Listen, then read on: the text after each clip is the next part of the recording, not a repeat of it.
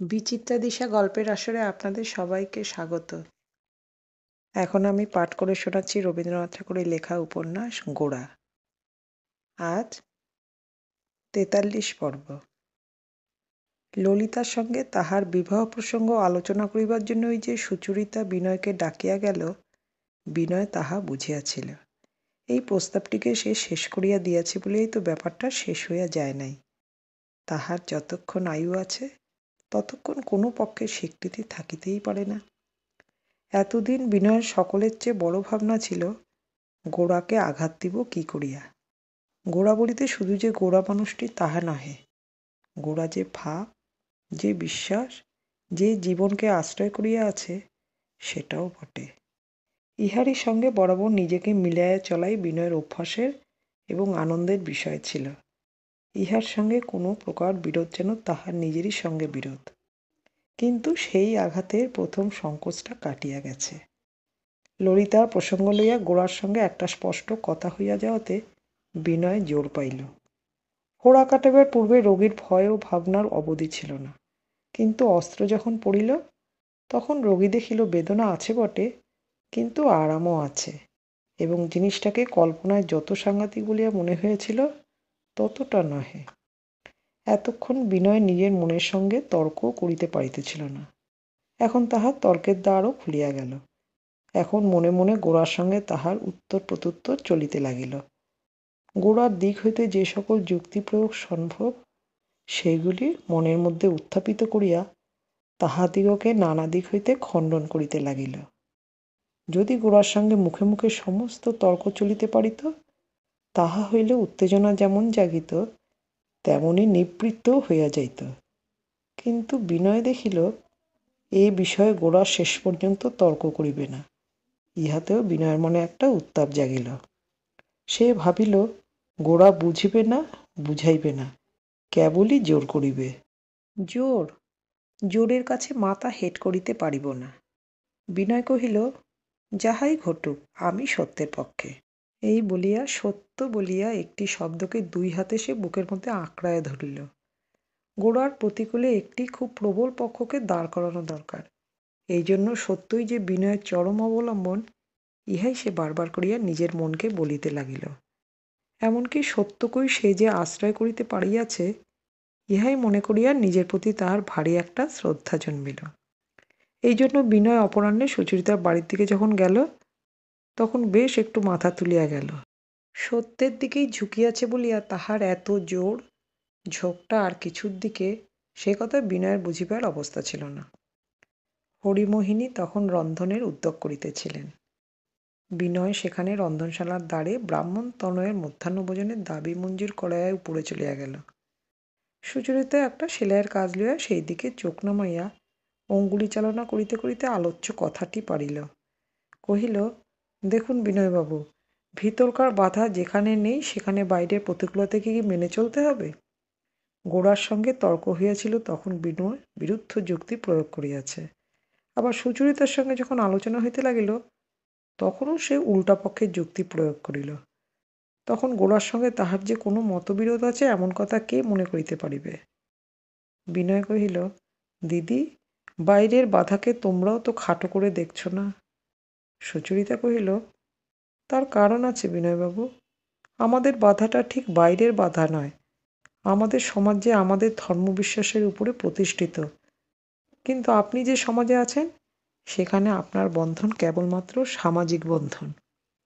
এই জন্য যদি ললিতাকে ব্রাহ্ম সমাজ পরিত্যাগ করে যেতে হয়, তার সেটাতে যত গুরুতর ক্ষতি, আপনার সমাজত্যাগে আপনার ততটা ক্ষতি নয়। ধর্ম মানুষের ব্যক্তিগত সাধনার জিনিস, তাহাকে কোনো সমাজের সঙ্গে জড়িত করা উচিত নহে। এই বলিয়া বিনয় তর্ক করিতে লাগিল। এমন সময় সতীশ একখানি চিঠি ও একটি ইংরাজি কাগজ লইয়া ঘরে প্রবেশ করিল। বিনয়কে দেখিয়া সে অত্যন্ত উত্তেজিত হইয়া উঠিল। শুক্রবারকে কোনো উপায়ে রবিবার করিয়া তুলিবার জন্য তাহার মন ব্যস্ত হইতে লাগিল। দেখিতে দেখিতে বিনয় এবং সতীশে মিলিয়া সভা জমিয়া গেল। এদিকে ললিতার চিঠি এবং তৎসহ প্রেরিত কাগজখানি সুচরিতা পড়িতে লাগিল। এই ব্রাহ্ম কাগজটিতে একটি খবর ছিল যে কোনো বিখ্যাত ব্রাহ্ম পরিবারে হিন্দু সমাজের সহিত বিবাহ সম্বন্ধ ঘটিবার যে আশঙ্কা হইয়াছিল তাহা হিন্দু যুবকের অসম্মতিবশত কাটিয়া গিয়াছে। এই উপলক্ষে উক্ত হিন্দু যুবকের নিষ্ঠার সহিত তুলনা করিয়া ব্রাহ্ম পরিবারের শোচনীয় দুর্বলতা সম্বন্ধে আক্ষেপ প্রকাশ করা হইয়াছে। সুচরিতা মনে মনে কহিল, যেমন করিয়া হোক বিনয়ের সহিত ললিতার বিবাহ ঘটাইতেই হইবে। কিন্তু সে তো এই যুবকের সঙ্গে তর্ক করিয়া ঝইবে না। ললিতাকে সুচরিতা তাহার বাড়িতে আসিবার জন্য চিঠি লিখিয়া দিল। তাহাতে বলিল না যে বিনয় এখানে আছে। কোনো পঞ্জিকাতেই কোনো গ্রহ নক্ষত্রের সমাবেশে শুক্রবারে রবিবার পড়িবার ব্যবস্থা না থাকায় সতীশকে স্কুলে যাইতে প্রস্তুত হইবার জন্য উঠিতে হইল। সুচরিতাও স্নান করিতে যাইতে হইবে বলিয়া কিছুক্ষণের জন্য অবকাশ প্রার্থনা করিয়া চলিয়া গেল। তর্কের উত্তেজনা যখন কাটিয়া গেল, তখন সুচরিতা সেই একলা ঘরটিতে বসিয়া বিনয়ের ভিতরকার যুবা পুরুষটি জাগিয়া উঠিল। বেলা তখন 9টা, 9:30। গলির ভিতরে জনকোলাহল নাই। সুচরিতা লিখিবার টেবিলের উপর একটি ছোট ঘড়ি টিকটিক করিয়া চলিতেছে। ঘরের একটি প্রভাব বিনয়কে আবিষ্ট করিয়া দৌড়িতে লাগিল। চারিদিকে ছোটখাটো গৃহসজ্জাগুলি বিনয়ের সঙ্গে যেন আলাপ জুড়িয়া দিল। টেবিলের উপরকার পরিপাট্য সেলাইয়ের কাজ করা চৌকি ঢাকাটি, চৌকির নিচে পাদস্থানের কাছে বিছানে একটি হরিণের চামড়া, দেওয়ালে ঝোলানো 2-4টি ছবি, পশ্চাতে লাল শালু দিয়া মোড়া বই সাজানো বইয়ের ছোট শেলফটি, সমস্তই বিনয়ের চিত্তের মধ্যে একটি গভীরতর সুর বাজাইয়া তুলিতে লাগিল। এই ঘরের ভিতরটিতে একটি কি সুন্দর রহস্য সঞ্চিত হইয়া আছে। এই ঘরে নির্জন মধ্যাহ্নে সখিতে সখিতে যে সকল মনের কথা আলোচনা হইয়া গেছে, তাহাতে সলজ্জ সুন্দর সত্তা এখনো যেন ইতস্তত প্রচ্ছন্ন হইয়া আছে। কথা আলোচনা করিবার সময় কোনখানে কে বসিয়াছিল, কেমন করে বসিয়াছিল, তাহা বিনয় কল্পনায় দেখিতে লাগিল। ওই যে সেদিন বিনয় পরেশবাবুর কাছে শুনিয়াছিল, আমি সুচরিতার কাছে শুনিয়াছি ললিতার মন তোমার প্রতি বিমুখ নহে, এই কথাটিকে সে নানাভাবে নানা রূপে নানা প্রকার ছবির মতো করিয়া দেখিতে পাইল। একটি অনিবর্চনীয় আবেগ বিনয়ের মনের মধ্যে অত্যন্ত করুণ উদাস রাগিনীর মতো বাজিতে লাগিল। যেসব জিনিসকে এমনতর নিবিড় গভীর রূপে মনের গোপনতার মধ্যে ভাষাহীন অভ্যাসের মতো পাওয়া যায়, তাহাদিগকে কোনো মতে প্রত্যক্ষ করিয়া তুলিবার ক্ষমতা নাই বলিয়া, অর্থাৎ বিনয় কবি নয়, চিত্রকর নয় বলিয়া তাহার সমস্ত অন্তঃকরণ চঞ্চল হইয়া উঠিল। সে যেন কি একটা করিতে পারিলে বাঁচে, অথচ সেটা করিবার কোনো উপায় নাই, এমনই তাহার মনে হইতে লাগিল। যে একটা পর্দা তাহার সম্মুখে ঝুলিতেছে, যাহা অতি নিকটে তাহাকে নিরতিশয় দূর করিয়া রাখিয়াছে, সেই পর্দাটাকে কি এই মুহূর্তে উঠিয়া দাঁড়াইয়া জোর করিয়া ছিঁড়িয়া ফেলিবার শক্তি বিনয়ের নাই? হরিমোহিনী ঘরে প্রবেশ করিয়া জিজ্ঞাসা করিলেন, বিনয় জল খাইবে কিনা? বিনয় কহিল, না। তখন হরিমোহিনী আসিয়া ঘরে বসিলেন। হরিমোহিনী যতদিন পরেশবাবুর বাড়িতে ছিলেন, ততদিন বিনয়ের প্রতি তাহার খুব একটা আকর্ষণ ছিল। কিন্তু যখন হইতে সুচরিতাকে লইয়া তাহার স্বতন্ত্র ঘরকন্যা হইয়াছে, তখন হইতে ইহাদের যাতায়াত তাহার কাছে অত্যন্ত অরুচিকর হইয়া উঠিয়াছিল। আজকাল আচারে বিচারে সুচরিতা যে সম্পূর্ণ তাহাকে মানিয়া চলে না, এই সকল লোকের সঙ্গদোষকেই তিনি তাহার কারণ বলিয়া ঠিক করিয়াছিলেন। যদিও তিনি জানিতেন বিনয় ব্রাহ্ম নহে, তবু বিনয়ের মনের মধ্যে যে কোনো হিন্দু সংস্কারের দৃঢ়তা নাই, তাহা তিনি স্পষ্ট অনুভব করিতেন। তাই এখন তিনি পূর্বের ন্যায় উৎসাহের সহিত এই ব্রাহ্মণ তনয়কে ডাকিয়া লইয়া ঠাকুরের প্রসাদের অপব্যবহার করিতেন না। আজ প্রসঙ্গক্রমে হরিমোহিনী বিনয়কে জিজ্ঞাসা করিলেন, আচ্ছা বাবা, তুমি তো ব্রাহ্মণের ছেলে, কিন্তু সন্ধ্যা অর্চনা কিছুই করো না? বিনয় কহিল, মাসি, দিনরাত্রি পড়া মুখস্থ করে করে গায়ত্রী সন্ধ্যা সমস্তই ভুলে গেছি। হরিমোহিনী কহিলেন, পরেশবাবু তো লেখাপড়া শিখেছেন, উনি তো নিজের ধর্ম মেনে সকালে সন্ধ্যা একটা কিছু করেন। বিনয় কহিল, মাসি, উনি যা করেন তা কেবল মন্ত্র মুখস্থ করে করা যায়। ওর মতো যদি কখনো হই, তবে ওর মতো চলব। হরিমোহিনী কিছু তীব্রস্বরে কহিলেন, ততদিন না হয় বাপ পিতামহর মতোই চলো না, না এদিক না ওদিক, কি ভালো? মানুষের একটা তো ধর্মের পরিচয় আছে, না রাম না গঙ্গা। মা গো, এ কেমন তর? এমন সময় ললিতা ঘরে প্রবেশ করিয়াই বিনয়কে দেখিয়া চমকিয়া উঠিল। হরিমোহিনীকে জিজ্ঞাসা করিল, দিদি কোথায়? হরিমোহিনী কহিলেন, রাধারানী নাইতে গেছে। ললিতা অনাবশ্যক জবাবদিহির স্বরূপ কহিল, দিদি আমাকে ডেকে পাঠিয়েছিল। হরিমোহিনী কহিলেন, ততক্ষণ বসো না, এখনই এলো বলে। ললিতার প্রতিও হরিমোহিনীর মন অনুকূল ছিল না। হরিমোহিনী এখন সুচরিতাকে তাহার পূর্বের সমস্ত পরিবেষ্টন হইতে ছাড়াইয়া লইয়া সম্পূর্ণ নিজের আয়ত্ত করিতে চান। পরেশবাবুর অন্য মেয়েরা এখানে তেমন ঘন ঘন আসে না। একমাত্র ললিতাই যখন তখন আসিয়া সুচরিতাকে লইয়া আলাপ আলোচনা করিয়া থাকে। সেটা হরিমোহিনীর ভালো লাগে না। প্রায় তিনি উভয়ের আলাপে ভঙ্গ দিয়া সুচরিতাকে কোনো একটা কাজে ডাকিয়া লইয়া যাইবার চেষ্টা করেন, অথবা আজকাল পূর্বের মতো সুচরিতার পড়াশোনা ব্যাঘাত হইতেছে বলিয়া আক্ষেপ প্রকাশ করেন। অথচ সুচরিতা যখন পড়াশোনায় মন দেয় তখন অধিক পড়াশোনা যে মেয়েদের পক্ষে অনাবশ্যক এবং অনিষ্টকর সে কথাও বলিতে ছাড়েন না। আসল কথা, তিনি যেমন করিয়া সুচরিতাকে অত্যন্ত ঘিরিয়া লইতে চান, কিছুতেই তাহা পারিতেছেন না বলিয়া কখনো বা সুচরিতার সঙ্গীদের প্রতি, কখনো বা তাহার শিক্ষার প্রতি কেবলই দোষারোপ করিতেছেন। ললিতা ও বিনয়কে লইয়া বসিয়া থাকা যে হরিমোহিনীর পক্ষে সুখকর তাহা নহে। তথাপি তাহাদের উভয়ের প্রতি রাগ করিয়াই তিনি বসিয়া রহিলেন। তিনি বুঝিয়াছিলেন যে বিনয় ও ললিতার মাঝখানে একটা রহস্যময় সম্বন্ধ ছিল।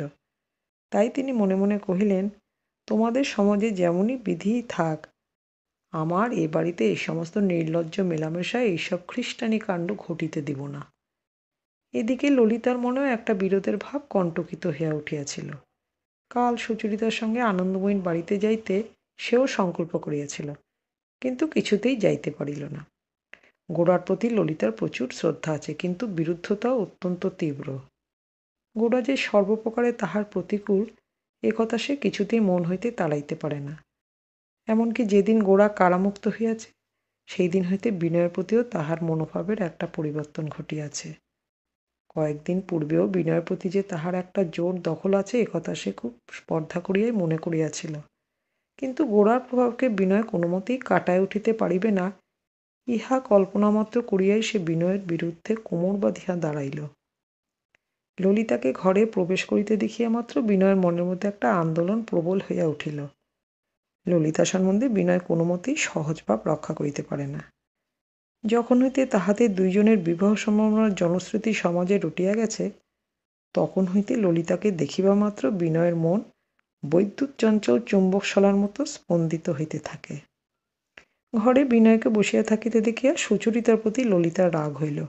সে বুঝিল, অনিচ্ছুক বিনয়ের মনকে অনুকূল করিবার জন্য সুচরিতা তাহাকে লইয়া উঠিয়া পড়িয়া লাগিয়াছে, এবং এই পাকাকে সোজা করিবার জন্যই ললিতাকে আজ ডাক পাড়িয়াছে।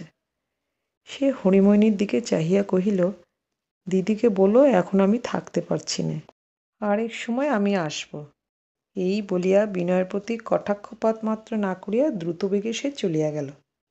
তখন বিনয়ের কাছে হরিমোহিনী আর বসিয়া থাকা অনাবশ্যক হওয়াতে তিনিও গৃহকার্য উপলক্ষে উঠিয়া গেলেন। ললিতার এই চাপা আগুনের মতো মুখের ভাব বিনয়ের কাছে অপরিচিত ছিল না, কিন্তু অনেক দিন এমন চেহারা সে দেখে নাই। সেই যে একসময় বিনয় সম্বন্ধে ললিতা তাহার অগ্নিমান উদ্যত করিয়াছিল, সেই দুর্দিন একেবারে কাটিয়া গিয়াছে বলিয়াই বিনয় নিশ্চিন্ত হইয়াছিল। কিন্তু আজ দেখিল সেই পুরাতন বাণ অস্ত্রশালা হইতে আবার বাইর হইয়াছে। তাহাতে একটুও মরিচার চিহ্ন পড়ে নাই। রাগ সহ্য করা যায়, কিন্তু ঘৃণা সহ্য করা বিনয়ের মতো লোকের পক্ষে বড় কঠিন। ললিতা একদিন তাহাকে গোরাগ্রহের উপগ্রহ মাত্র মনে করিয়া তাহার প্রতি কিরূপ তীব্র অবজ্ঞা অনুভব করিয়াছিল তাহা বিনয়ের মনে পড়িল। আজও বিনয়ের দ্বিধায় বিনয় ললিতার কাছে যে কাপুরুষ বলিয়া প্রতীয়মান হইতেছে, এই কল্পনায় তাহাকে অস্থির করিয়া তুলিল। তাহার কর্তব্যবুদ্ধির সংকোচকে ললিতা ভীরুতা বলিয়া মনে করিবে, অথচ এই সম্বন্ধে নিজের হইয়া দুটো কথা বলিবারও সুযোগ তাহার ঘটিবে না, ইহা বিনয়ের কাছে অসহ্য বোধ হইল। বিনয়কে তর্ক করিবার অধিকার হইতে বঞ্চিত করিলে বিনয়ের পক্ষে গুরুতর শাস্তি হয়। কারণ বিনয় জানে সে তর্ক করিতে পারে, কথা গুছাইয়া বলিতে পারে, এবং কোনো একটা পক্ষ সমর্থন করিতে তাহার অসামান্য ক্ষমতা। কিন্তু ললিতা যখন তাহার সঙ্গে লড়াই করিয়াছে, তখন তাহাকে কোনোদিনও যুক্তি প্রয়োগ করিবার অবকাশ দেয় নাই। আজও সে অবকাশ তাহার ঘটিবে না। সেই খবরের কাগজখানা পড়িয়াছিল। বিনয় চঞ্চলতার আক্ষেপে সেটা টানিয়া হঠাৎ দেখিল এক জায়গায় পেন্সিলের দাগ দিয়া চিহ্নিত। পড়িল এবং বুঝিল এই আলোচনা এবং নীতি উপদেশ তাহাদের দুইজনকেই উপলক্ষ করিয়া। ললিতা তাহার সমাজের লোকের কাছে প্রতিদিন যে কিরূপ অপমানিত হইতেছে তাহা বিনয় স্পষ্ট বুঝিতে পারিল।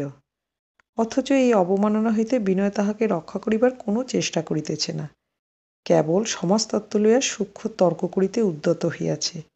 ইহাতে ললিতার মতো তেজস্বিনী রমণীর কাছে সে যে অবজ্ঞাভাজন হইবে তাহা বিনয়ের কাছে সমুচিত বলিয়াই বোধ হইল। সমাজকে সম্পূর্ণ উপেক্ষা করিতে ললিতার যে কিরূপ সাহস তাহা স্মরণ করিয়া এবং এই দৃপ্ত নারীর সঙ্গে নিজের তুলনা করিয়া সে লজ্জা অনুভব করিতে লাগিল। স্নান সারিয়া এবং সতীশকে আহার করাইয়া স্কুলে পাঠাইয়া সুচরিতা যখন বিনয়ের কাছে আসিল তখন বিনয় নিস্তব্ধ হইয়া বসিয়া আছে। সুচরিতা পূর্ব প্রসঙ্গ উত্থাপন করিল না। বিনয় অন্ন আহার করিতে বসিল, কিন্তু তৎপূর্বে গণ্ডূষ করিল না। হরিমোহিনী কহিলেন, আচ্ছা বাছা, তুমি তো হিঁদুয়ানির কিছুই মানো না, তাহলে তুমি ব্রাহ্ম হলেই বা দোষ কী ছিল? বিনয় মনে মনে কিছু আহত হইয়া কহিল, হিঁদুয়ানিকে যেদিন কেবল ছোঁয়া খাওয়ার নিরর্থক নিয়ম বলেই জানব, সেদিন ব্রাহ্ম, খ্রিস্টান, মুসলমান যা বলে যা হয় একটা কিছু হব। এখনও হিঁদুয়ানির উপর তত অশ্রদ্ধা হয়নি। বিনয় যখন সুচরিতার বাড়ি হইতে বাহির হইল তখন তাহার মন অত্যন্ত বিকল হইয়াছিল। সে যেন চারিদিক হইতে ধাক্কা খাইয়া একটা আশ্রয়হীন শূন্যের মধ্যে আসিয়া পড়িয়াছিল। গোড়ার পাশে সে আপনার পুরাতন স্থানটি অধিকার করিতে পারিতেছে না, ললিতাও তাহাকে দূরে ঠেলিয়া রাখিতেছে। এমনকি হরিমোহিনীর সঙ্গেও তাহার হৃদ্যতার সম্বন্ধ অতি অল্প সময়ের মধ্যে বিচ্ছিন্ন হইবার উপক্রম হইয়াছে। এক সময় বরদাসুন্দরী তাহাকে আন্তরিক স্নেহ করিয়াছেন, পরেশবাবু এখনও তাহাকে স্নেহ করেন, কিন্তু স্নেহের পরিবর্তে সে তাহাদের ঘরে এমন অশান্তি আনিয়াছে যে সেখানেও তাহার আজ আর স্থান নাই। যাহাদিগকে ভালোবাসে তাহাদের শ্রদ্ধা ও আদরের জন্য বিনয় চিরদিন কাঙাল। নানা প্রকারে তাহাদের সৌহৃদ্য আকর্ষণ করিবার শক্তিও তাহার যথেষ্ট আছে। সেই বিনয় আজ অকস্মাৎ তাহার স্নেহপ্রীতির চিরাভ্যস্ত কক্ষপথ হইতে এমন করিয়া বিক্ষিপ্ত হইয়া পড়িল কেন? এই কথাই সে নিজের মনে চিন্তা করিতে লাগিল। এই যে সুচরিতার বাড়ি হইতে বাহির হইল, এখন কোথায় যাইবে তাহা ভাবিয়া পাইতেছে না। এক সময় ছিল যখন কোনো চিন্তা না করিয়া সহজেই সে গোড়ার বাড়ির পথে চলিয়া যাইত, কিন্তু আজ সেখানে যাওয়া তাহার পক্ষে পূর্বের ন্যায় তেমন স্বাভাবিক নহে। যদি যায় তবে গোড়ার সম্মুখে উপস্থিত হইয়া তাহাকে চুপ করিয়া থাকিতে হইবে। সে নীরবতা অত্যন্ত দুঃসহ। এদিকে পরেশবাবুর বাড়িও তাহার পক্ষে সুগম নহে। কেন যে এমন একটা অস্বাভাবিক স্থানে আসিয়া পৌঁছিলাম, ইহাই চিন্তা করিতে করিতে মাথা হেঁট করিয়া বিনয় ধীর পদে রাস্তা দিয়া চলিতে লাগিল। হেদুয়া পুষ্করিণীর কাছে আসিয়া সেখানে একটা গাছের তলায় সে বসিয়া পড়িল। এ পর্যন্ত তাহার জীবনে ছোট বড় যে কোনো সমস্যা আসিয়া উপস্থিত হইয়াছে, বন্ধুর সঙ্গে আলোচনা করিয়া তর্ক করিয়া তাহার মীমাংসা করিয়া লইয়াছে। আজ সে পন্থা নাই, আজ তাহাকে একলাই ভাবিতে হইবে। বিনয়ের আত্মবিশ্লেষণ শক্তির অভাব নাই। বাহিরের ঘটনার উপরেই সমস্ত দোষ চাপাইয়া নিজে নিষ্কৃতি লওয়া তাহার পক্ষে সহজ নহে। তাই সে একলা বসিয়া বসিয়া নিজেকেই দায়ী করিল। বিনয় মনে মনে কহিল, জিনিসটিও রাখিব, মূল্যটিও দিব না, এমন চতুরতা পৃথিবীতে খাটে না। একটা কিছু বাছিয়া লইতে গেলেই অন্যটাকে ত্যাগ করিতেই হয়। যে লোক কোনোটাকেই মনস্থির করিয়া ছাড়িতে পারে না, তাহারই আমার দশা হয়। সমস্তই তাহাকে খেদাইয়া দেয়। পৃথিবীতে যাহারা নিজের জীবনের পথ জোরের সঙ্গে বাছিয়া লইতে পারিয়াছে, তাহারাই নিশ্চিন্ত হইয়াছে। যে হতভাগা এ পথও ভালোবাসে ও পথও ভালোবাসে, কোনোটা হইতেই নিজেকে বঞ্চিত করিতে পারে না, সে গম্যস্থান হইতেই বঞ্চিত হয়। সে কেবল পথের কুকুরের মতোই ঘুরিয়া বেড়ায়। ব্যাধি নিরূপণ করা কঠিন, কিন্তু নিরূপণ হইলেই যে তাহার প্রতিকার করা সহজ তাহা নহে। বিনয়ের বুঝিবার শক্তি খুব তীক্ষ্ণ, করিবার শক্তির অভাব। এই জন্য এ পর্যন্ত সে নিজের চেয়ে প্রবল ইচ্ছাশক্তি সম্পন্ন বন্ধুর প্রতি নির্ভর করিয়া আসিয়াছে। অবশেষে অত্যন্ত সংকটের সময় আজ সে হঠাৎ আবিষ্কার করিয়াছে, ইচ্ছাশক্তি নিজের না থাকিলেও ছোটখাটো প্রয়োজনে কাজ চালায়া লওয়া যায়, কিন্তু আসল দরকারের বেলায় পরের তহবিল লইয়া কোনো মতেই কারবার চলে না। সূর্য হেলিয়া পড়িতেই যেখানে ছায়া ছিল সেখানে রৌদ্র আসিয়া পড়িল। তখন তরুতল ছাড়িয়া আবার রাস্তায় বাহির হইল। কিছু দূরে যাইতেই হঠাৎ শুনিল, বিনয়বাবু, বিনয়বাবু। পরক্ষণেই সতীশ আসিয়া তাহার হাত ধরিল। বিদ্যালয়ের পড়া শেষ করিয়া সতীশ তখন বাড়ি ফিরিতেছিল। সতীশ কহিল, চলুন বিনয়বাবু, আমার সঙ্গে বাড়ি চলুন। বিনয় কহিল, সে কি হয় সতীশবাবু? সতীশ কহিল, কেন হবে না? বিনয় কহিল, এত ঘন ঘন গেলে তোমার বাড়ির লোকে আমাকে সহ্য করিতে পারবে কেন? সতীশ বিনয়ের এই যুক্তিকে একেবারে প্রতিবাদের জ্ঞান করিয়া কেবল কহিল, না, চলুন। তাহাদের পরিবারের সঙ্গে বিনয়ের যে সম্বন্ধ আছে, সেই সম্বন্ধে যে কত বড় একটা বিপ্লব ঘটিয়াছে তাহা বালক কিছুই জানে না। সে কেবল বিনয়কে ভালোবাসে, এই কথা মনে করিয়া বিনয়ের হৃদয় অত্যন্ত বিচলিত হইল। পরেশবাবুর পরিবার তাহার কাছে যে একটি স্বর্গলোক সৃষ্টি করিয়াছিল, তাহার মধ্যে কেবল এই বালকটিতেই আনন্দের সম্পূর্ণতা অক্ষুণ্ণ আছে। এই প্রলয়ের দিনে তাহার চিত্তে কোনো সংশয়ের মেঘ ছায়া ফেলে নাই, কোনো সমাজের আঘাত ভাঙন ধরাইতে চেষ্টা করে নাই। সতীশের গলা ধরিয়া বিনয় কহিল, চলো ভাই, তোমাকে তোমাদের বাড়ির দরজা পর্যন্ত পৌঁছে দিই। সতীশের জীবনের শিশুকাল হইতে সুচরিতা ও ললিতার যে স্নেহ ও আদর সঞ্চিত হইয়া আছে, সতীশকে বাহু দ্বারা বেষ্টন করিয়া বিনয় যেন সেই মাধুর্যের স্পর্শ লাভ করিল। সমস্ত পথ সতীশ যে বহুতর অপ্রাসঙ্গিক কথা অনর্গল বকিয়া গেল, তাহা বিনয়ের কানে মধুবর্ষণ করিতে লাগিল। বালকের চিত্তে সরলতার সংস্রবে তাহার নিজের জীবনের জটিল সমস্যাকে কিছুক্ষণের জন্য সে একেবারে ভুলিয়া থাকিতে পারিল। পরেশবাবুর বাড়ির সম্মুখ দিয়াই সুচরিতার বাড়ি যাইতে হয়। পরেশবাবুর একতলার বসিবার ঘর রাস্তা হইতেই দেখিতে পাওয়া যায়। সেই ঘরের সম্মুখে আসিতেই বিনয় সেদিকে একবার মুখ না তুলিয়া থাকিতে পারিল না। দেখিল তাহার টেবিলের সম্মুখে পরেশবাবু বসিয়া আছেন। কোনো কথা কইতেছেন কিনা বুঝা গেল না। আর ললিতা রাস্তার দিকে পিঠ করিয়া পরেশবাবুর চৌকির কাছে একটা ছোট বেতের মোড়ার উপর ছাত্রীটির মতো নিস্তব্ধ হইয়া আছে। সুচরিতার বাড়ি হইতে ফিরিয়া আসিয়া যে ক্ষোভে ললিতার হৃদয়কে অসহ্যরূপে অশান্ত করিয়া তুলিয়াছিল, সে তাহার নিবৃত্ত করিবার আর কোনো উপায়ই জানিত না। সে তাই আস্তে আস্তে পরেশবাবুর কাছে আসিয়া বসিয়াছিল। পরেশবাবুর মধ্যে এমনই একটি শান্তির আদর্শ ছিল যে, অসহিষ্ণু ললিতার নিজের চাঞ্চল্য দমন করিবার জন্য মাঝে মাঝে তাহার কাছে আসিয়া চুপ করিয়া বসিয়া থাকিতেন। পরেশবাবু জিজ্ঞাসা করিতেন, কি ললিতা? ললিতা কহিত, কিছু নয় বাবা, তোমার এই ঘরটি বেশ ঠান্ডা। আজ ললিতা আহত হৃদয়টি লইয়া তাহার কাছে আসিয়াছে। তাহা পরেশবাবু স্পষ্ট বুঝিয়াছিল। তাহার নিজের মধ্যেও একটি বেদনা প্রচ্ছন্ন হইয়াছিল। তাই তিনি ধীরে ধীরে এমন একটি কথা পাড়িয়াছিলেন, যাহাতে ব্যক্তিগত জীবনের তুচ্ছ সুখ দুঃখের ভারকে একেবারে হালকা করিয়া দিতে পারে। পিতা কন্যার এই বিশুদ্ধ আলোচনার দৃশ্যটি দেখিয়া মুহূর্তের জন্য বিনয়ের গতি রোধ হইয়া গেল। সতীশ কি বলিতেছিল তাহা তাহার কানে গেল না।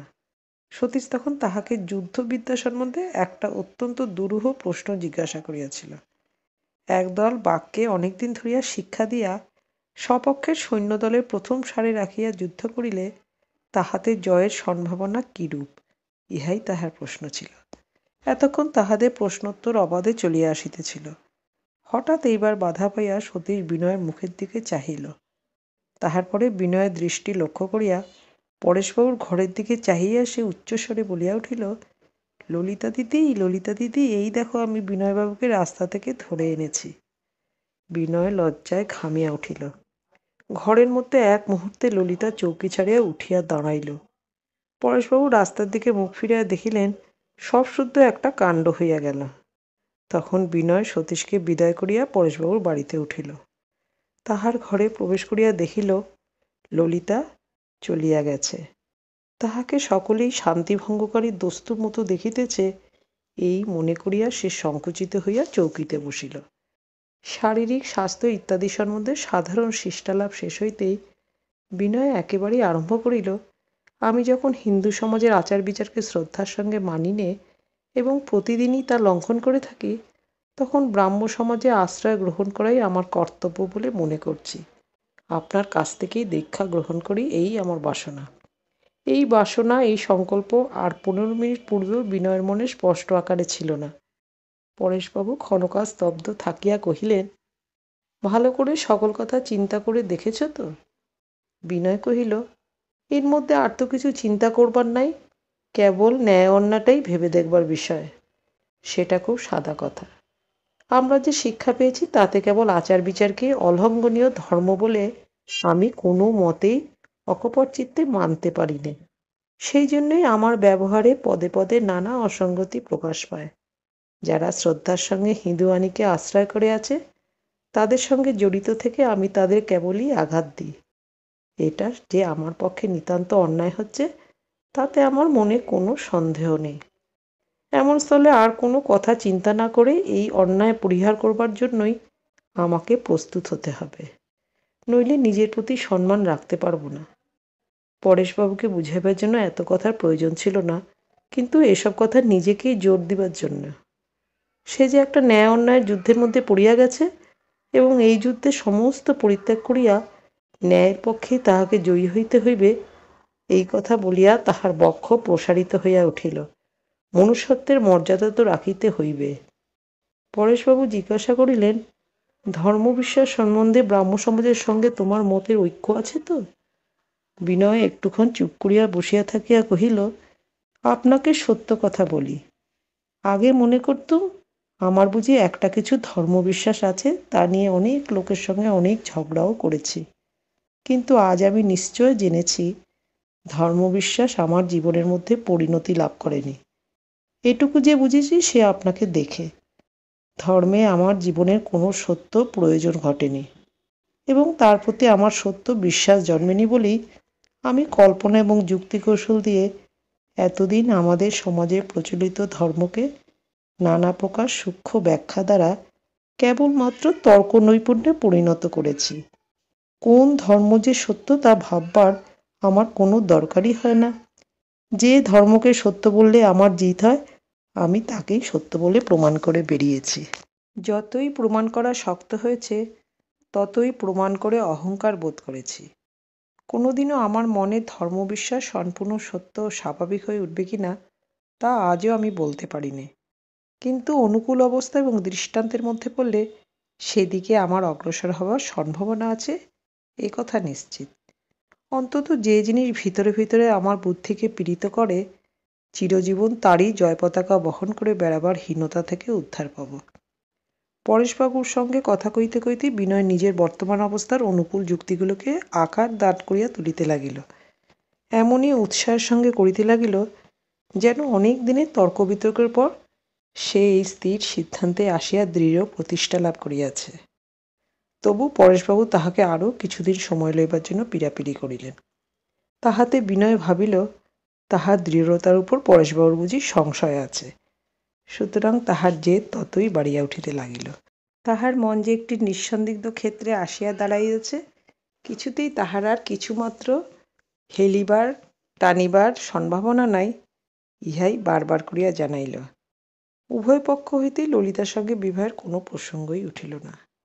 এমন সময় গৃহকর্ম উপলক্ষে বরদাসুন্দরী সেখানে প্রবেশ করিলেন। যেন বিনয় ঘরে নাই, এমনিভাবে কাজ সারিয়া তিনি চলিয়া যাইবার উপক্রম করিলেন। বিনয় মনে করিয়াছিল পরেশবাবু এখনই বরদাসুন্দরীকে ডাকিয়া বিনয়ের নতুন খবরটি তাহাকে জানাইবেন। কিন্তু পরেশবাবু কিছুই বলিলেন না। বস্তুত এখনও বলিবার সময় হয়েছে বলিয়া তিনি মনেই করেন নাই। এ কথাটি সকলের কাছে গোপন রাখিতে তিনি ইচ্ছুক ছিলেন। কিন্তু বরদাসুন্দরী বিনয়ের প্রতি যখন সুস্পষ্ট অবজ্ঞা ও ক্রোধ প্রকাশ করিয়া চলিয়া যাইতে উদ্যত হইলেন, তখন বিনয় আর থাকিতে পারিল না। সে গমনোন্মুখ বরদাসুন্দরীর পায়ের কাছে মাথা নত করিয়া প্রণাম করিল এবং কহিল, আমি ব্রাহ্ম সমাজে দীক্ষা নিবার প্রস্তাব নিয়ে আজ আপনাদের কাছে এসেছি। আমি অযোগ্য, কিন্তু আপনারা আমাকে যোগ্য করে নেবেন, এই আমার ভরসা। শুনিয়া বিস্মিত বরদাসুন্দরী ফিরিয়া দাঁড়াইলেন এবং ধীরে ধীরে ঘরে আসিয়া প্রবেশ করিয়া বসিলেন। তিনি জিজ্ঞাসু দৃষ্টিতে পরেশবাবুর মুখের দিকে চাহিলেন। পরেশ কহিলেন, বিনয় দীক্ষা গ্রহণ করবার জন্য অনুরোধ করছেন। শুনিয়া বরদাসুন্দরী মনে একটা জয়লাভের গর্ব উপস্থিত হইল বটে, কিন্তু সম্পূর্ণ আনন্দ হইল না কেন। তাহার ভিতরে ভিতরে ভারী একটা ইচ্ছা হইয়াছিল এবার যেন পরেশবাবু রীতিমতো একটা শিক্ষা হয়। তাহার স্বামীকে প্রচুর অনুতাপ করিতে হইবে, এই ভবিষ্যৎবাণী তিনি খুব জোরের সঙ্গে বারবার ঘোষণা করিয়াছিলেন। সেই জন্য সামাজিক আন্দোলনে পরেশবাবু যথেষ্ট বিচলিত হইতেছিলেন না দেখিয়া সুন্দরী মনে মনে অত্যন্ত অসহিষ্ণু হইয়া উঠিতেছিলেন। হেনকালে সমস্ত সংকটের এমন সুচারুরূপে মীমাংসা হইয়া যাইবে, ইহা বরদাসুন্দরীর কাছে বিশুদ্ধ প্রীতিকর হয় নাই। তিনি মুখ গম্ভীর করিয়া কহিলেন, এই দীক্ষার প্রস্তাবটাও আর কিছুদিন আগে যদি হতো, তাহলে আমাদের এত অপমান এত দুঃখ পেতে হতো না। পরেশবাবু কহিলেন, আমাদের দুঃখ কষ্ট অপমানের তো কোনো কথা হচ্ছে না। বিনয় দীক্ষা নিতে চাচ্ছেন। বরদাসুন্দরী বলিয়া উঠিলেন, শুধু দীক্ষা? বিনয় কহিল, অন্তর্যামী জানেন আপনাদের দুঃখ অপমান সমস্তই আমার। পরেশ কহিলেন, দেখো বিনয়, তুমি ধর্মের দীক্ষা নিতে যা চাচ্ছ সেটাকে একটা অবান্তর বিষয় করো না। আমি তোমাকে পূর্বেও একদিন বলেছি, আমরা একটা কোনো সামাজিক সংকটে পড়েছি কল্পনা করে তুমি কোনো গুরুতর ব্যাপারে প্রবৃত্ত হও না। বরদাসুন্দরী কহিলেন, সে তো ঠিক কথা, কিন্তু তাও বলি, আমাদের সকলকে জালে জড়িয়ে ফেলে চুপ করে বসে থাকা ওর কর্তব্য নয়। পরেশবাবু কহিলেন, চুপ করে না থেকে চঞ্চল হয়ে উঠলে জালে আরও বেশি করে গ্রন্থি পড়ে। কিছু একটা করাকেই যে কর্তব্য বলে তা নয়, অনেক সময় কিছু না করাই হচ্ছে সকলের চেয়ে বড় কর্তব্য। বরদাসুন্দরী কহিলেন, তা হবে, আমি মূর্খ মানুষ, সব কথা ভালো বুঝতে পারি নে। এখন কি স্থির হলো সেই কথাটা জেনে যেতে চাই, আমার অনেক কাজ আছে। বিনয় কহিল, পরশু রবিবারেই আমি দীক্ষা গ্রহণ করব। আমার ইচ্ছা যদি পরেশবাবু কহিলেন, যে দীক্ষার কোনো ফল আমার পরিবার আশা করতে পারে সেই দীক্ষা আমার দ্বারা হতে পারবে না। ব্রাহ্ম সমাজে তোমাকে আবেদন করতে হবে। বিনয়ের মন তৎক্ষণাৎ সংকুচিত হইয়া গেল। ব্রাহ্ম সমাজের দস্তুর মতো দীক্ষার জন্য আবেদন করার মতো মনের অবস্থা তো তাহার নহে। বিশেষত ললিতাকে লইয়া যে ব্রাহ্ম সমাজে তাহার সম্বন্ধে এত আলোচনা হইয়া গেছে, কোন লজ্জায় কি ভাষায় সে চিঠি লিখিবে? সে চিঠি যখন ব্রাহ্ম পত্রিকায় প্রকাশিত হইবে, তখন সে কেমন করিয়া মাথা তুলিবে? সে চিঠি গোড়া পড়িবে, আনন্দময়ী পড়িবেন। সে চিঠির সঙ্গে আর তো কোনো ইতিহাস থাকিবে না। তাহাতে কেবল এই কথাটুকু প্রকাশ পাইবে যে ব্রাহ্মধর্মে দীক্ষা গ্রহণ করিবার জন্য বিনয়ের চিত্ত অকস্মাৎ পিপাসু হইয়া উঠিয়াছে। কথাটা তো এতখানি সত্য নহে। তাহাকে আরও কিছুর সঙ্গে জড়িত করিয়া না দেখিলে তাহার তো লজ্জা রক্ষার আবরণটুকু থাকে না। বিনয়কে চুপ করিয়া থাকিতে দেখিয়া বরদাসুন্দরী ভয় পাইলেন। তিনি কহিলেন, উনি ব্রাহ্ম সমাজের তো কাউকে চেনেন না, আমরাই সব বন্দোবস্ত করে দেব। আমি আজ এখনই পানুবাবুকে ডেকে পাঠাচ্ছি। আর তো সময় নেই, পরশু যে রবিবার। এমন সময় দেখা গেল সুধীর ঘরের সামনে দিয়া উপরের তলায় যাইতেছে। বরদাসুন্দরী তাহাকে ডাকিয়া কহিলেন, সুধীর, বিনয় পরশু আমাদের সমাজে দীক্ষা নেবেন। সুধীর অত্যন্ত খুশি হইয়া উঠিল। সুধীর মনে মনে বিনয়ের একজন বিশেষ ভক্ত ছিলেন। বিনয়কে ব্রাহ্ম সমাজে পাওয়া যাইবে শুনিয়া তাহার ভারী উৎসাহ হইল। বিনয় যেরকম চমৎকার ইংরেজি লিখিতে পারে, তাহার যেরকম বিদ্যাবুদ্ধি, তাহাতে ব্রাহ্ম সমাজের যোগ না দেওয়াই তাহার পক্ষে অত্যন্ত অসঙ্গত বলিয়া সুধীরের বোধ হইত। বিনয়ের মতো লোক যে কোনো মতেই ব্রাহ্ম সমাজে বাহিরে থাকিতে পারে না, ইহারই প্রমাণ পাইয়া তাহার বক্ষ স্ফীত হইয়া উঠিল। সে কহিল, কিন্তু পরশু রবিবারের মধ্যেই কি হয়ে উঠবে? অনেকেই খবর জানতে পারবে না। সুধীরের ইচ্ছা বিনয়ের এই দীক্ষাকে একটা দৃষ্টান্তের মতো সর্বসাধারণের সম্মুখে ঘোষণা করা হয়। বরদাসুন্দরী কহিলেন, না না, এই রবিবারেই হয়ে যাবে। সুধীর, তুমি দৌড়ে যাও, পানুবাবুকে শীঘ্র ডেকে আনো।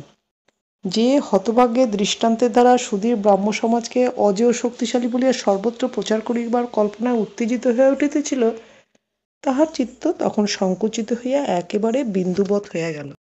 যে জিনিসটা মনে মনে কেবল তর্কে যুক্তিতে বিশেষ কিছুই নহে, তাহারই বাহ্য চেহারাটা দেখিয়া বিনয় ব্যাকুল হইয়া পড়িল। পানুবাবুকে ডাক পাড়তেই বিনয় উঠিয়া পড়িল। বরদাসুন্দরী কহিলেন, একটু বসো, পানুবাবু এখনই আসবেন, দেরি হবে না। বিনয় কহিল, না, আমাকে মাপ করবেন।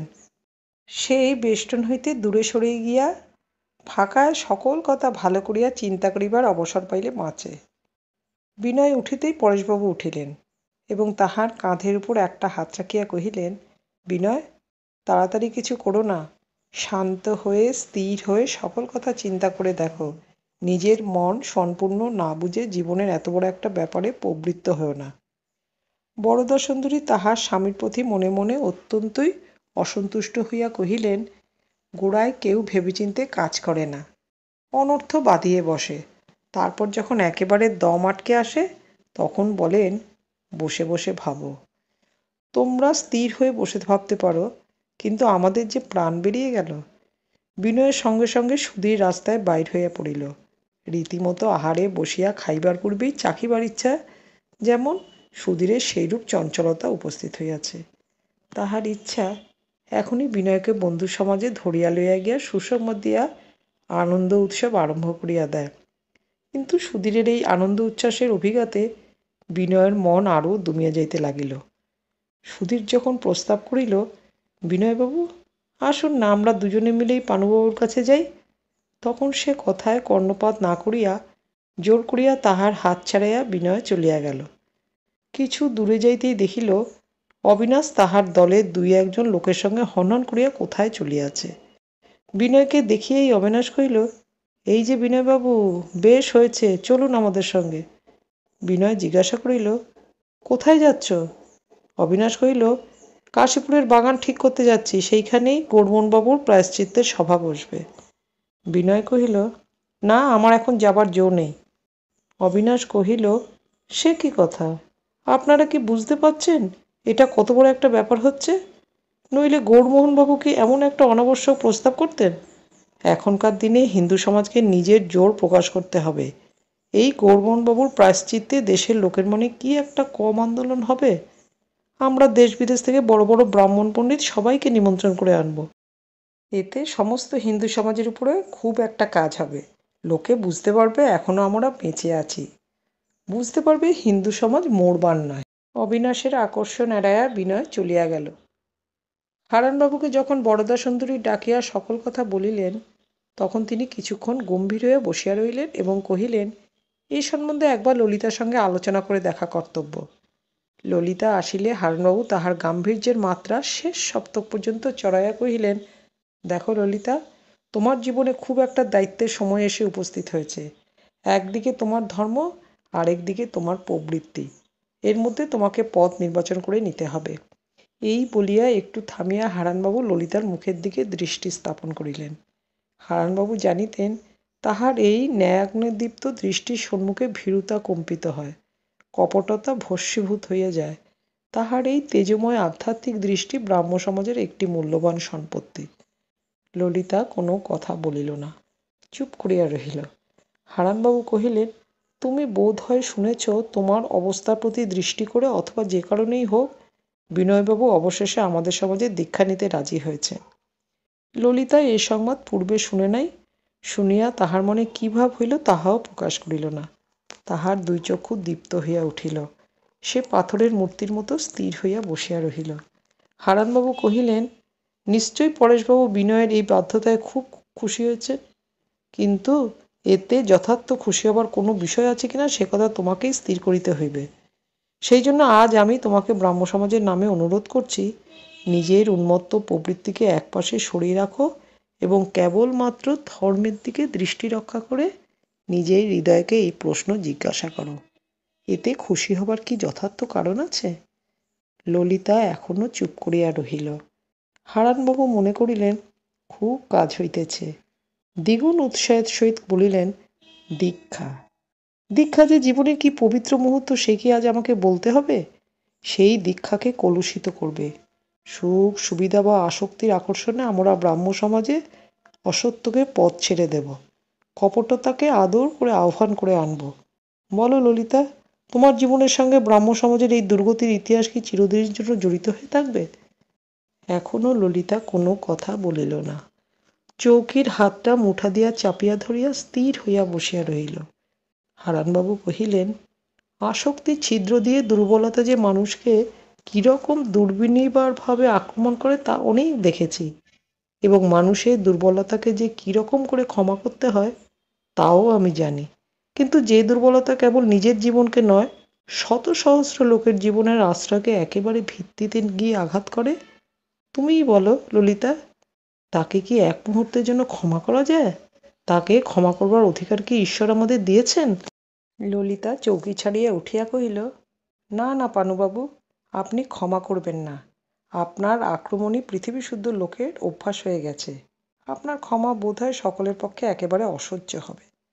এই বলিয়া ঘর ছাড়িয়া ললিতা চলিয়া গেল। বরদাসুন্দরী হারানবাবুর কথায় উদ্বিগ্ন হইয়া উঠিলেন। তিনি কোনো মতেই এখন বিনয়কে ছাড়িয়া দিতে পারেন না।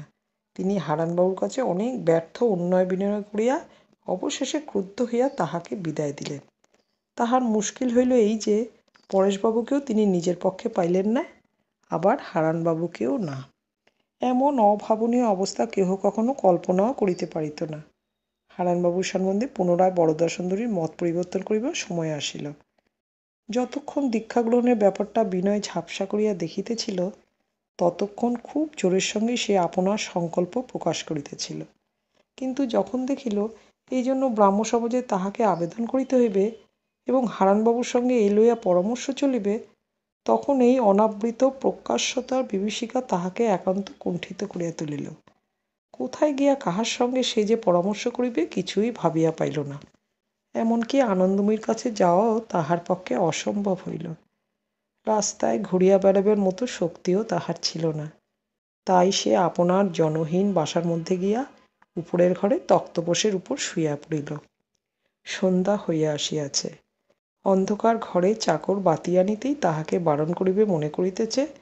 এমন সময়ে বিনয় নিচে হইতে আহ্বান শুনিল, বিনয়বাবু, বিনয়বাবু। বিনয় যেন বাঁচিয়া গেল। সে যেন মরুভূমিতে তৃষ্ণার জল পাইল। এই মুহূর্তে একমাত্র সতীশ ছাড়া আর কেহই তাহাকে আরাম দিতে পারিত না। বিনয়ের নির্জীবতা ছুটিয়া গেল। কি ভাই সতীশ, এই বলিয়া সে বিছানা হইতে লাফাইয়া উঠিয়া জুতা পায়ে না দিয়াই দ্রুতপদে সিঁড়ি দিয়া নিচে নামিয়া গেল। দেখিল তাহার ছোট উঠানটিতে সিঁড়ির সামনে সতীশের সঙ্গে বরদাসুন্দরী দাঁড়াইয়া আছেন। আবার সেই সমস্যা, সেই লড়াই। শশব্যস্ত হইয়া বিনয় সতীশ ও বরদাসুন্দরীকে উপরের ঘরে লইয়া গেল। বরদাসুন্দরী সতীশকে কহিলেন, সতীশ, যা তুই ওই বারান্দায় গিয়ে একটু বসগে যা। সতীশের এই নিরানন্দ নির্বাসন দণ্ডে ব্যথিত হইয়া বিনয় তাহাকে কতকগুলা ছবির বই বাইর করিয়া দিয়া পাশের ঘরে আলো জ্বালিয়া বসাইয়া দিল।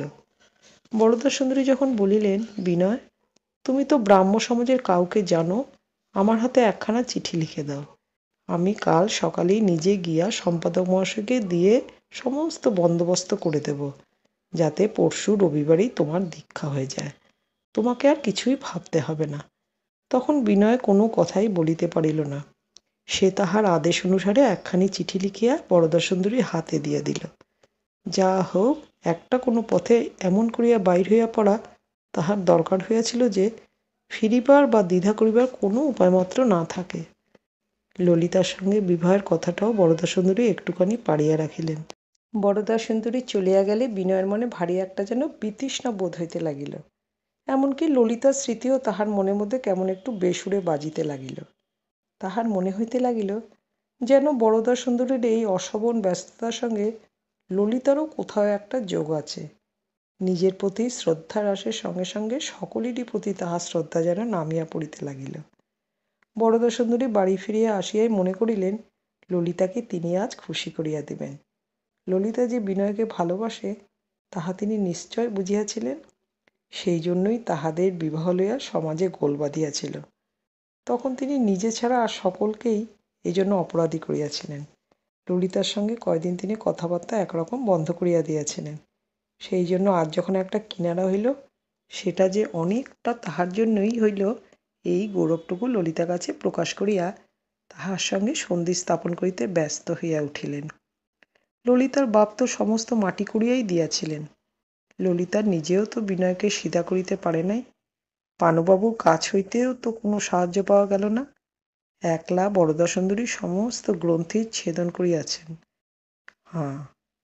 একজন মেয়ে মানুষ যাহা পারে, 5 জন পুরুষেও তাহা পারে না। বরদাসুন্দরী বাড়ি ফিরিয়া আসিয়া শুনিলেন ললিতা আজ সকাল সকাল শুইতে গেছে। তাহার শরীর তেমন ভালো নাই। তিনি মনে মনে হাসিয়া কহিলেন, শরীর ভালো করিয়া দিতেছি। একটা বাতি হাতে করিয়া তাহার অন্ধকার শয়নগৃহে প্রবেশ করিয়া দেখিলেন ললিতা বিছানায় এখনো শোয় নাই, একটা কেদারায় হেলান দিয়া পড়িয়া আছে। ললিতা তৎক্ষণাৎ উঠিয়া বসিয়া জিজ্ঞাসা করিল, মা, তুমি কোথায় গিয়েছিলে? তাহার স্বরের মধ্যে একটা তীব্রতা ছিল। সে খবর পাইয়াছিল তিনি সতীশকে লইয়া বিনয়ের বাসায় গিয়াছিলেন। বরদা সুন্দরী কহিলেন, আমি বিনয়ের ওখানে গিয়েছিলাম। কেন? কেন? বরদা সুন্দরী মনে মনে একটু রাগ হইল। ললিতা মনে করে আমি কেবল ওর শত্রুতাই করিতেছি, অকৃতজ্ঞ। বরদা সুন্দরী কহিলেন, এই দেখো কেন, বলিয়া বিনয়ের সেই চিঠিখানা ললিতার চোখের সামনে মেলিয়া ধরিলেন। সে চিঠি পড়িয়া ললিতার মুখ লাল হইয়া উঠিল। বরদা সুন্দরী নিজের কৃতিত্ব প্রচারের জন্য কিছু অত্যুক্তি করিয়াই জানাইলেন যে এই চিঠি কি বিনয়ের হাত হইতে সহজে বাইর হইতে পারিত? তিনি জাগ করিয়া বলিতে পারেন, এ কাজ আর কোনো লোকেরই সাধ্যের মধ্যেই ছিল না।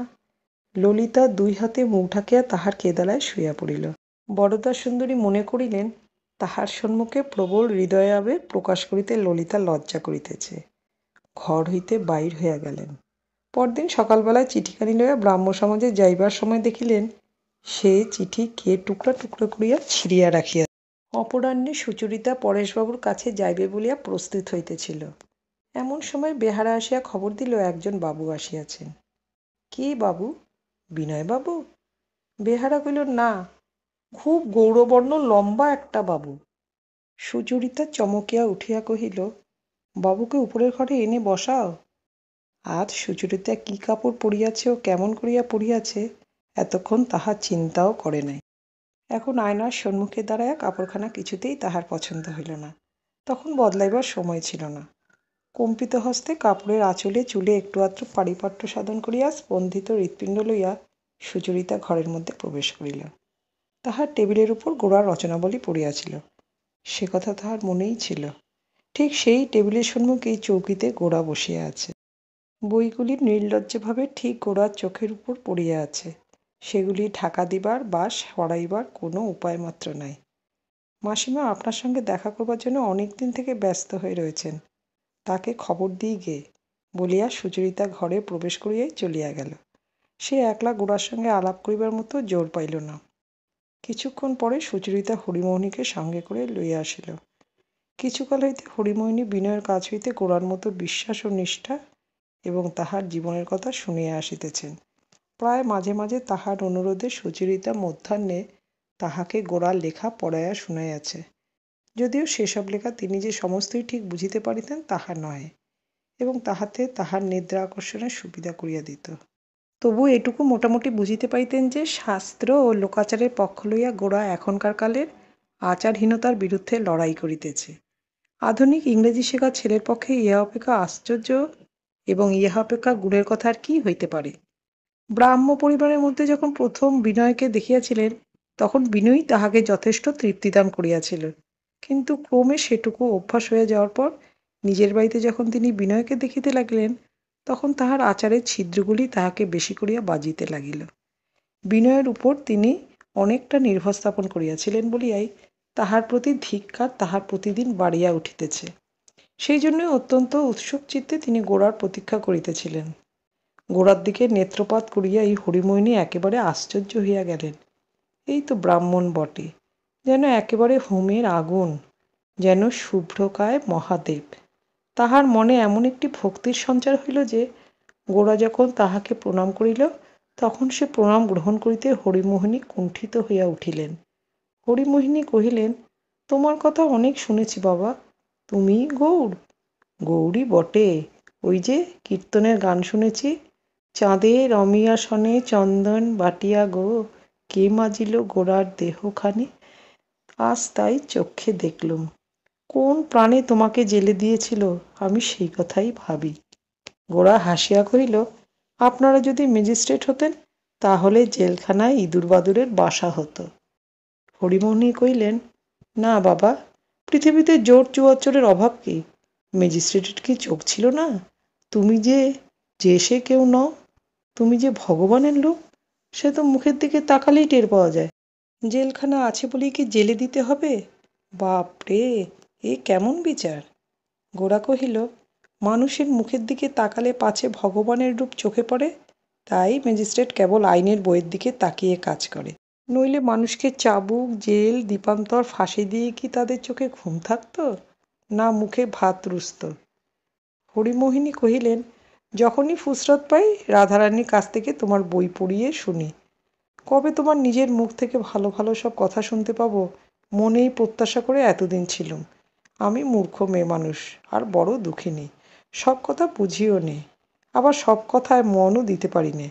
কিন্তু বাবা, তোমার কাছ থেকে কিছু জ্ঞান পাবো এ আমার খুব বিশ্বাস হয়েছে। গোরা বিনয় সহকারে এ কথার কোনো প্রতিবাদ না করিয়া চুপ করিয়া রহিল। হরিমোহিনী কহিলেন, বাবা, তোমাকে কিছু খেয়ে যেতে হবে। তোমার মতো ব্রাহ্মণের ছেলেকে আমি অনেক দিন খাওয়াইনি। আজকে যা আছে তাই দিয়ে মিষ্টিমুখ করে যাও, কিন্তু আরেকদিন আমার ঘরে তোমার নিমন্ত্রণ রইল। এই বলিয়া হরিমোহিনী যখন আহারের ব্যবস্থা করিতে গেলেন, তখন সুচরিতার বুকের ভিতর তোলপাড় করিতে লাগিল। গোরা একেবারে আরম্ভ করিয়া দিল, বিনয় আজ আপনার এখানে এসেছিল? সুচরিতা কহিল, হাঁ। গোরা কহিল, তারপরে বিনয়ের সঙ্গে আমার দেখা হয়নি, কিন্তু আমি জানি কেন সে এসেছিল। গোরা একটু থামিল। সুচরিতাও চুপ করিয়া রহিল। গোরা কহিল, আপনারা ব্রাহ্মমতে বিনয়ের বিবাহ দেবার চেষ্টা করছেন, এটা কি ভালো করছেন? এই খোঁচাটুকু খাইয়া সুচরিতার মন হইতে লজ্জা সংকোচের জড়তা একেবারে দূর হইয়া গেল। সে গোরার মুখের দিকে চোখ তুলিয়া কহিল, ব্রাহ্মমতে বিবাহকে ভালো কাজ বলে মনে করব না, এই কি আপনি আমার কাছ থেকে প্রত্যাশা করেন? গোরা কহিল, আপনার কাছে আমি কোনো রকম ছোট প্রত্যাশা করি নে, এ আপনি নিশ্চয়ই জানবেন। সম্প্রদায়ের লোকের কাছ থেকে মানুষ যেটুকু প্রত্যাশা করতে পারে, আমি আপনার কাছ থেকে তার চেয়ে অনেক বেশি করি। কোনো একটা দলকে সংখ্যায় বড় করে ভোলাই যে সমস্ত কুলির সর্দারের কাজ, আপনি সে শ্রেণীর নন, এ আমি খুব জোর করে বলতে পারি। আপনি নিজেও যাতে নিজেকে ঠিকমতো বুঝতে পারেন, এইটাই আমার ইচ্ছা। অন্য পাঁচজনের কথায় ভুলে আপনি নিজেকে ছোট বলে জানবেন না। আপনি কোনো একটি দলের লোক মাত্র নন, এ কথাটা আপনাকে নিজের মনের মধ্যে থেকে নিজে স্পষ্ট বুঝতে হবে। সুচরিতা মনের সমস্ত শক্তিকে জাগাইয়া সতর্ক হইয়া শক্ত হইয়া বসিল। কহিল, আপনিও কি কোনো দলের লোক নন? গোরা কহিল, আমি হিন্দু।